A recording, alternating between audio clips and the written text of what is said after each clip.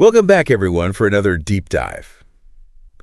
We are tackling something pretty big today. It's all about AI. Oh, yeah? But specifically model distillation. And,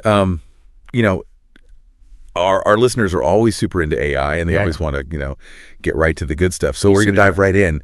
And basically what we've been looking into is it seems like Chinese companies like Alibaba and DeepSeek, they're doing some really interesting things with AI. They're building these powerful AI models without like all the crazy resources you'd normally need.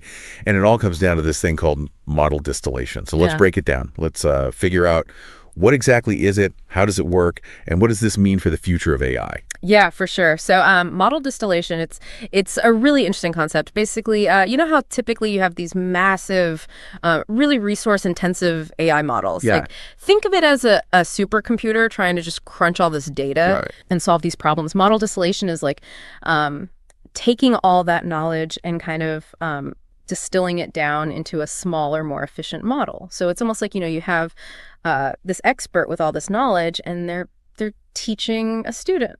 Okay, I like that analogy. So we're essentially creating a more streamlined version of this super powerful AI. So why is that a game changer? What's the big deal here? So it's a big deal because developing AI has always been really expensive and really resource intensive. So, only the big companies with tons of money and resources have really been able to play in this field. Okay. Model distillation is changing that because it allows smaller companies, startups, researchers with, limited resources to build these really powerful AI models. And you mentioned Chinese companies. That's a great example, right? Because this is, it's almost like it's democratizing AI development in a way that we haven't really seen before. Okay, so it's leveling the playing field a little bit. But, I mean, can you give us an example of this in action? Like, what are these companies actually doing? Yeah, for sure. So DeepSeek, which is a Chinese company, they developed this model called R1, and they used model distillation techniques to build it. And what's interesting is that this R1 model, it performs almost as well as some of those really big resource-intensive models that, the big Western companies have developed. Really? But they did it with a fraction of the resources. So it's a really powerful example of how this can actually work. So we've got like a smaller, more efficient model that's like packing the same punch. Exactly. So walk me through a little bit of the technical stuff. Like, how does that actually happen? How do you teach a smaller model? Yeah, so there's different ways to do it, but a common one is something called knowledge distillation. Okay. So basically, the smaller model, it learns from the outputs of that bigger, more complex model. So it's not just like copying the answers. It's more like trying to understand the reasoning, like how did the big model arrive at that answer? And it's almost like the smaller model is learning the thought process. Okay, that's cool. Of the larger one. Yeah, so instead of just like memorizing facts, it's learning to think like the expert. Exactly. Yeah, okay. That makes a lot of sense. Are there any limitations? Are there downsides? Like, does the smaller model always perform as well as the original? That's a great question. It's not perfect, right? Right. There are trade-offs. Sometimes the distilled model, it might not be as accurate as the original, especially if it's dealing with like really complex tasks or, things that require really subtle nuances. So it's not a magic bullet. Right. It's not like you can just, distill every model and it's going to work perfectly. It still requires a lot of expertise and careful tuning to make sure that the smaller model is actually learning what it's supposed to be learning.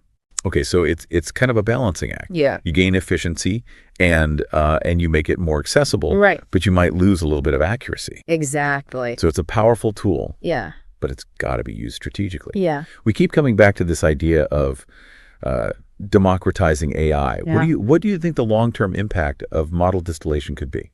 Yeah, so it's hard to predict the future. Sure. But I think the potential is huge, right? Because if it becomes easier and cheaper to develop AI models, then we could see like a ton more AI applications across industries, from healthcare to finance. Right. And this could lead to like whole new solutions and services that we haven't even thought of yet. Wow. Because, suddenly all these smaller companies, all these startups can compete with the big guys. Yeah. And that could be really exciting. It's exciting. I mean, the possibilities are pretty crazy when you think about it. a more diverse AI landscape could really change a lot of things. Well, this has been an amazing deep dive. We've learned a lot about model distillation. It's making some serious waves in the AI world. Yeah, it really is. It's giving, more people the power to develop sophisticated AI. It could have a huge impact down the road.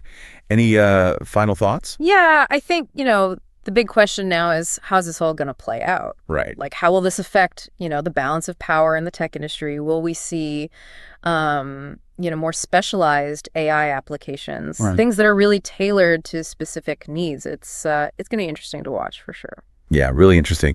And for all of you listening, I want you to think about how this could affect your industry. Could this be what kicks off a whole bunch of innovation in your field? I mean, the possibilities, like we've been saying, they're really endless. Thanks for joining us on this deep dive. Thanks for having me. See you next time.